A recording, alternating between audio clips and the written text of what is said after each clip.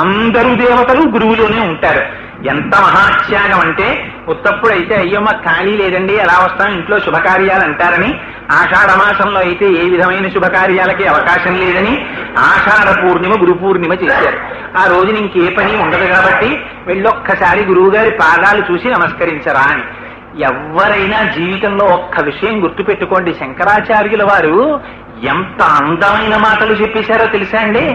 పిచ్చాడా ఇవన్నీ నీవని విర్రెక్కిపోతున్నావు, ఈ పద్యం ఓసారి రోజు తలుచుకో అన్నారు. నిజంగా ఈ పద్యం ఓసారి ఆఫీస్కి వెళ్లే ముందు తలుచుకుని వెళ్ళి రాత్రి పడుకోబోయే ముందు ఆ శ్లోకం చదువుకు పడుకుంటే విర్రి తగ్గిపోతుంది. ఆయన అన్నారు, యావత్పిత్తోపార్జన సక్త స్తవన్నిజ పరివారో రక్త పశ్చాత్ జీవతి జర్జర దేహే వార్తాకోపిన పృచ్చతి గేహే.